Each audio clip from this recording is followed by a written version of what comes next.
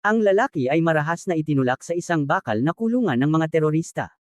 Habang hinihintay na lumayo ang mga kalaban, iniunat niya ang kamay at kinuha ang isang maliit na kutsilyo mula sa kanyang tagiliran, tahimik na pinuputol ang mga tali sa kanyang mga kamay. Tinanggal niya ang kanyang hood at sinuri ang paligid bago tumingin sa katabing selda. Ang eksaktong layunin ng misyon na ito ay isang babaeng mamamahayag na nagngangalang Sonia.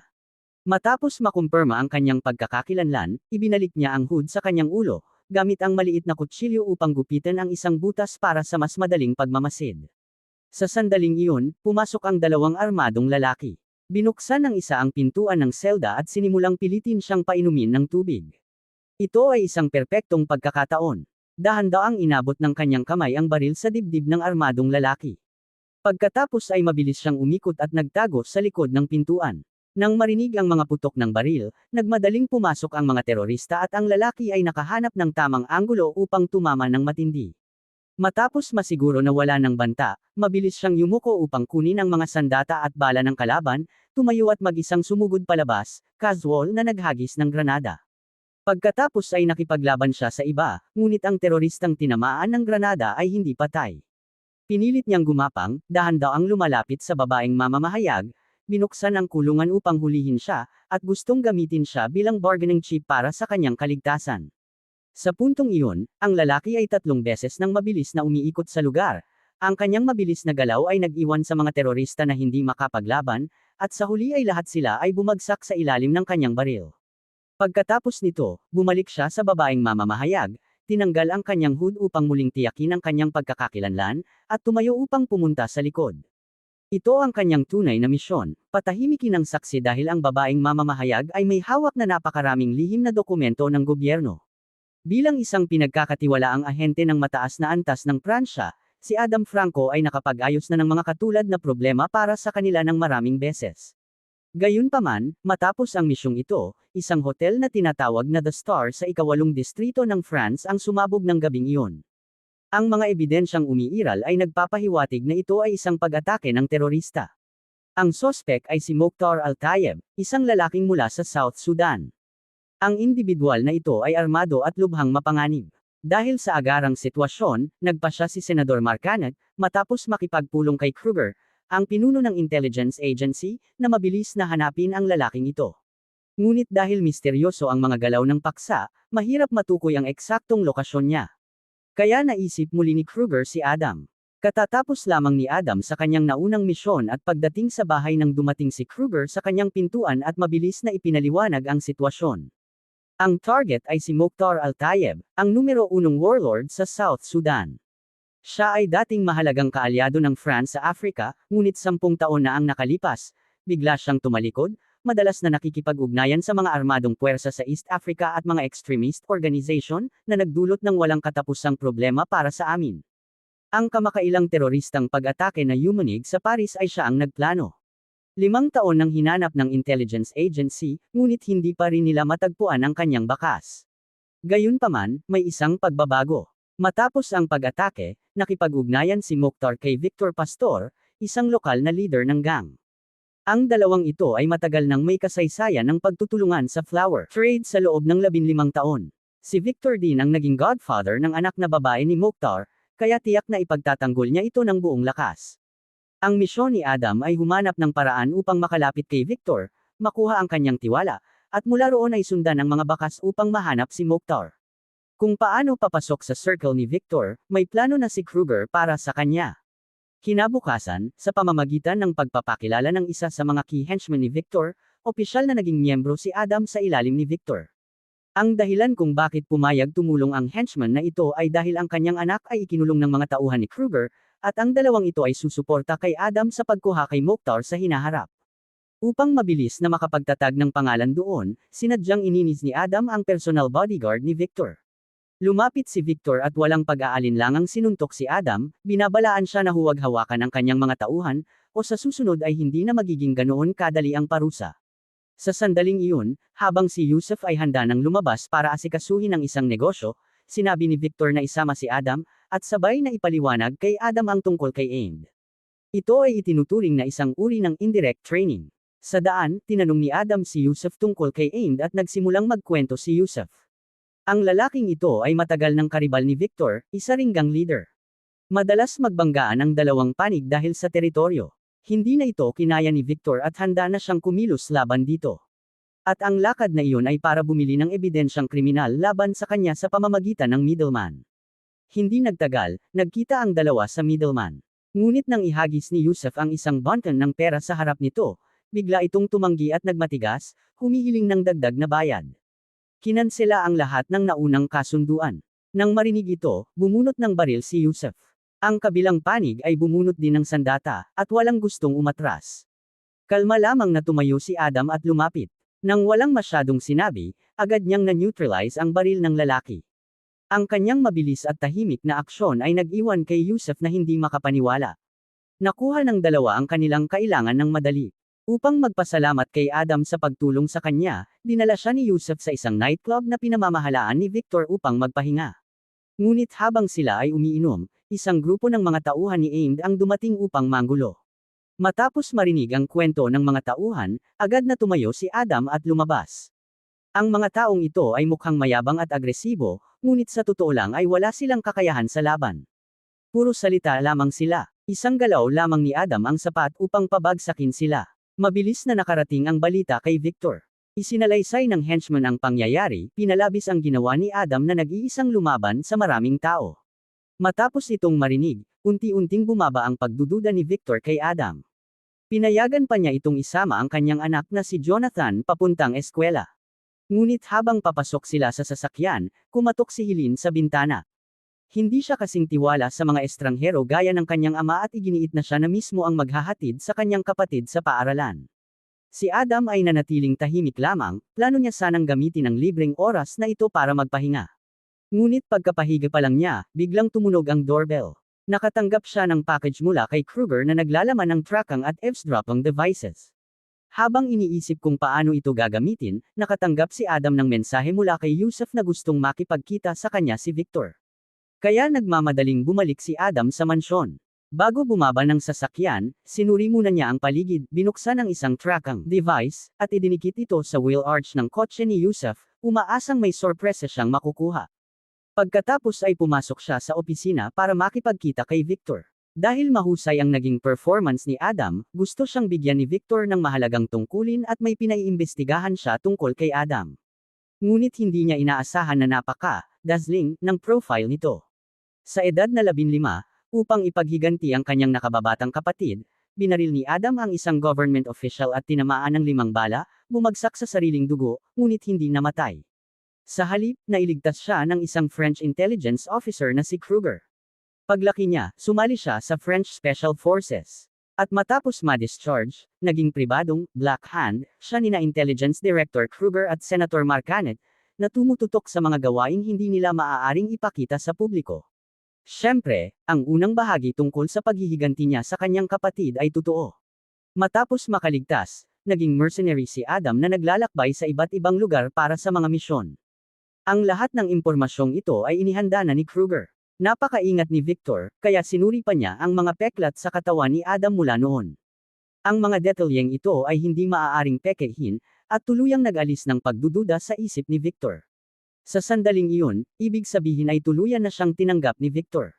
Sa mga susunod na panahon, si Adam na ang magiging responsable sa seguridad ni Jonathan.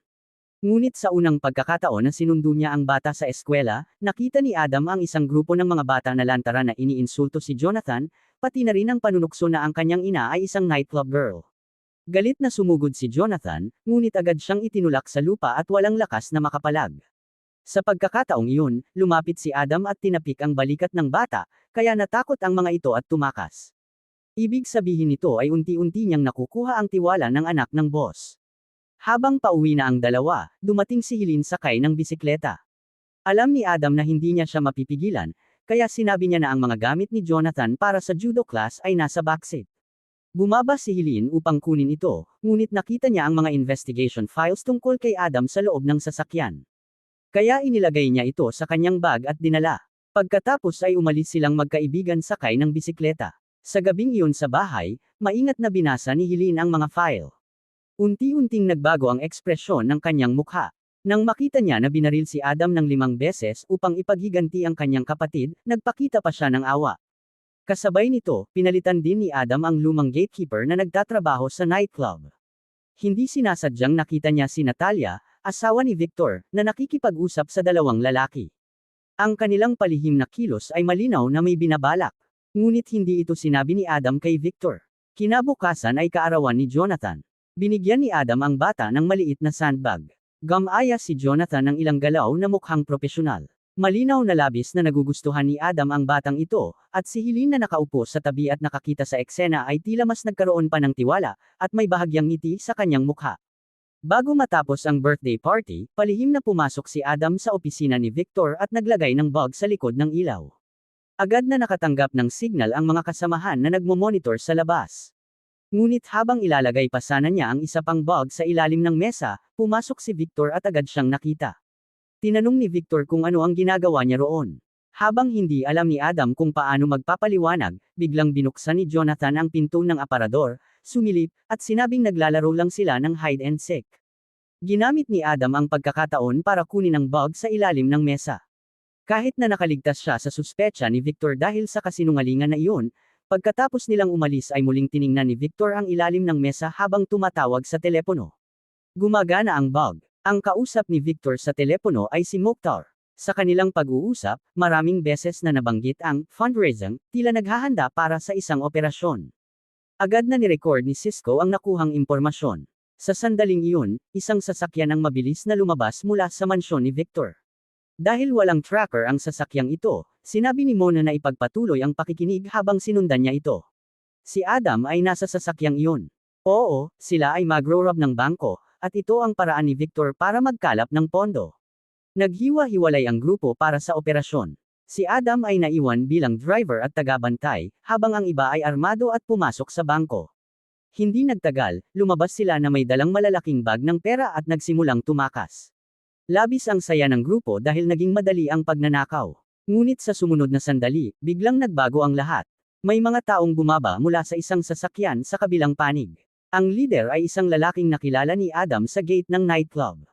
Bago pa siya makalapit, binaril na siya sa ulo. Si Cisco ang bumaril. Nagpaulan ng bala si Cisco sa grupo ng kalaban upang bumili ng oras para kay Adam. Naintindihan ni Adam ang senyales. Agad niyang sinabi sa kasama sa likod na ibigay ang baril sa kanya at nagsimulang magpaputok pabalik. Sumali rin ang iba sa labanan. Nang makita ang pagkakataon, agad umatras si Cisco. Sa sandaling iyon, isa pang sasakyan ang dumating. Habang lumalaban si Adam, sumigaw siya na humanap ng sasakyan. Matindi ang labanan ng dalawang panig. May nakahanap ng sasakyan sa gilid ng kalsada, ngunit bago pa man ito mapasok, may isa pang sasakyan na sumulpat mula sa likod at pinaulanan sila ng bala. Naipit sila mula sa tatlong direksyon. Halatang handa ang kalaban, may nag-leak ng impormasyon. Sa wakas, naandar ang sasakyan at mabilis silang tumakas. Sa biyahe, ilang ulit pang nagpaputok si Adam at napatay ang huling kalaban.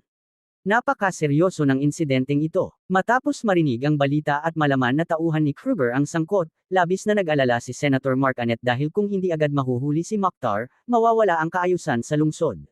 Sinabi ni Kruger na may balita tungkol kay Mokhtar, nangangalap ito ng pondo, ngunit hindi pa malinaw kung para saan.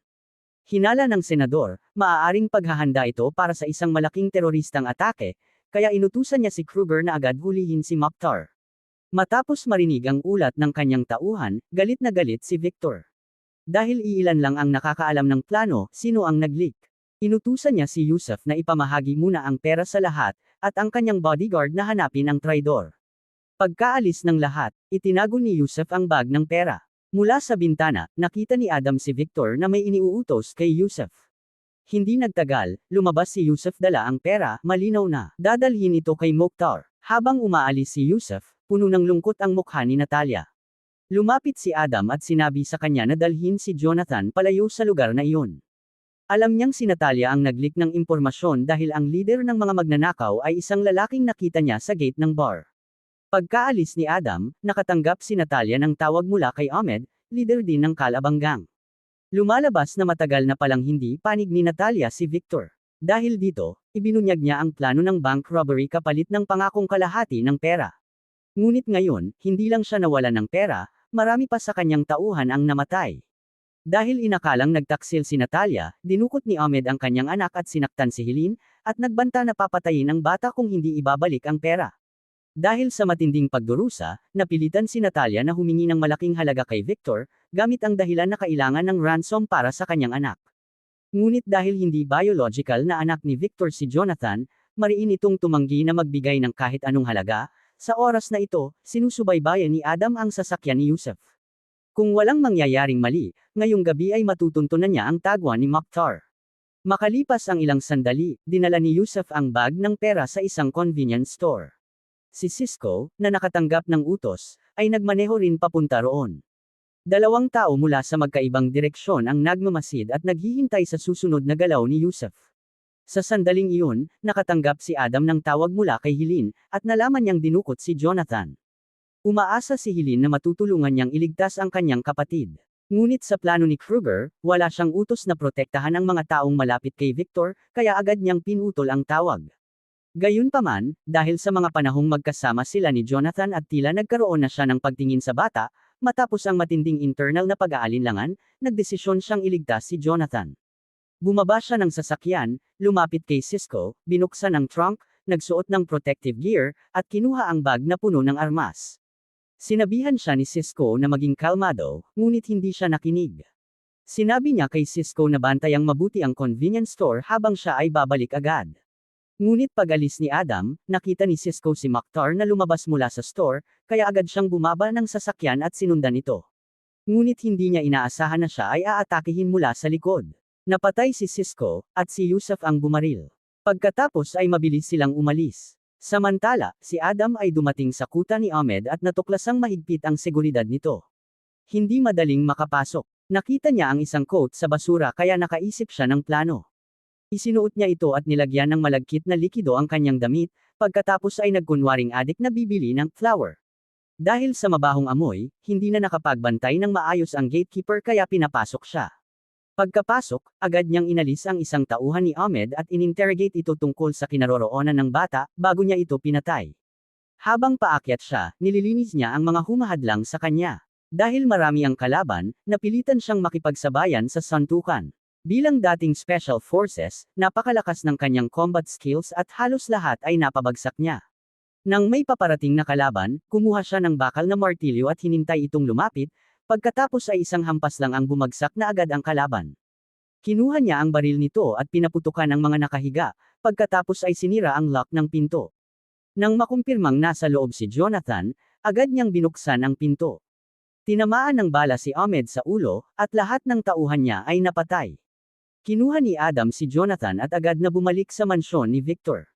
Labis ang pasasalamat ni Natalia dahil muli niyang nakita ang kanyang anak. Pati si Victor ay nagpasalamat kay Adam sa pagtanggal ng malaking banta sa kanyang buhay.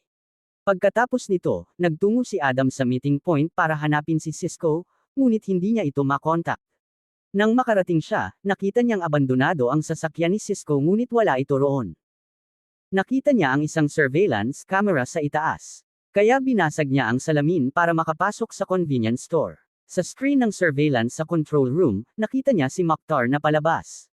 Agad niyang naintindihan na may masamang nangyari kay Cisco. Dahil sa galit, sinuntok niya at binasag ang surveillance monitor. Matapos niyang i-report ang sitwasyon kay Kruger, lumingon siya at nakita ang mga ilaw ng pulis na kumikislap sa labas.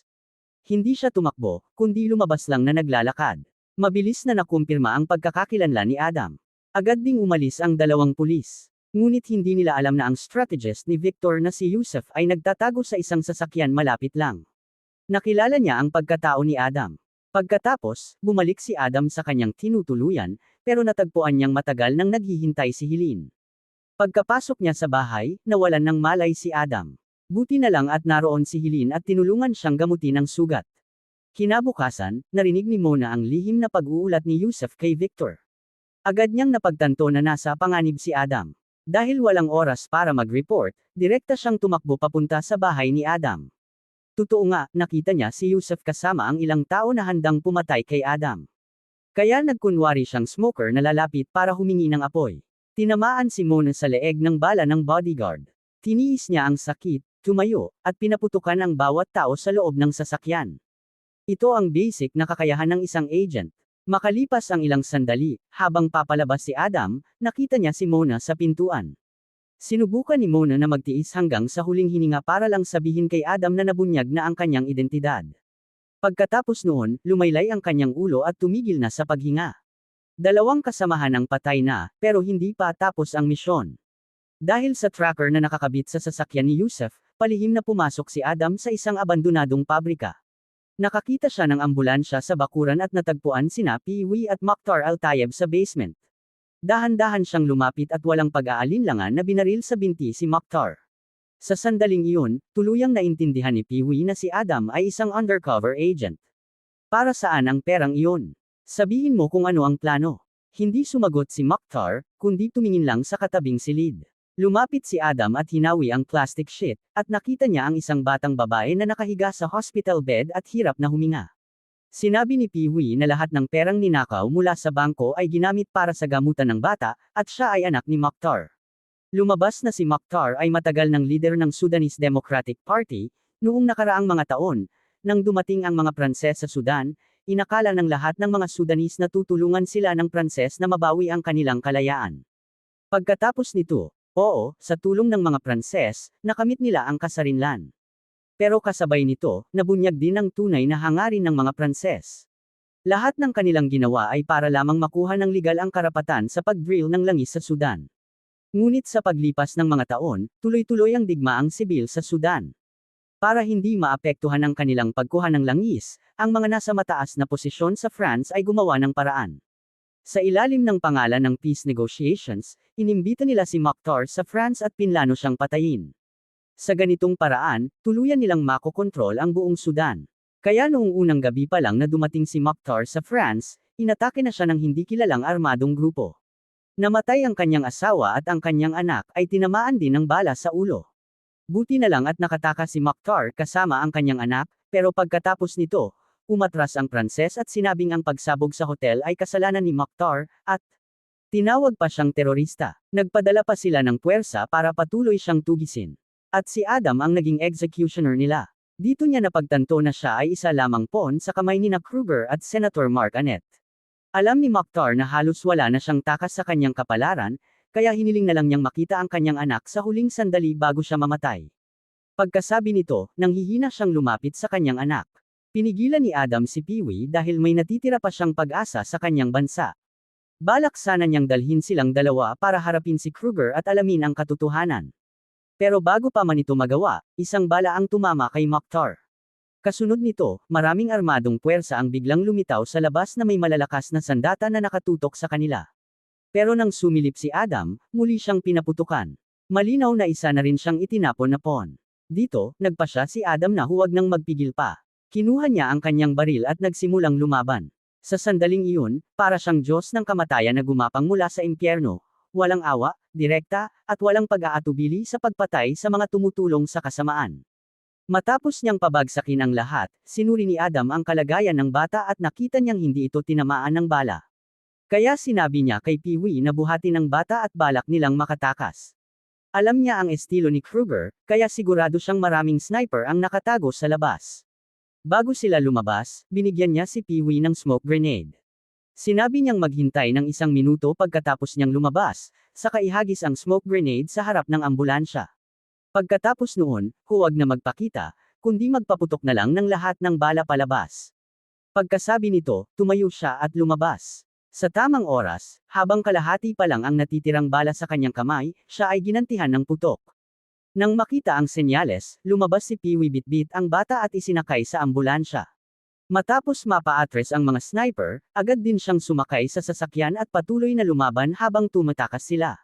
Nakatakas sila ng ligtas. Hindi niya alam kung tama ba o mali ang kanyang ginawa, pero dahil nailigtas niya ang bata, wala siyang bigat sa kanyang konsensya. Sa dulo ng kwento, nalaman ni Victor na ang kanyang asawa ang naglabas ng impormasyon. Pinatay niya ang kanyang asawa, at siya naman ay inalis ni Kruger.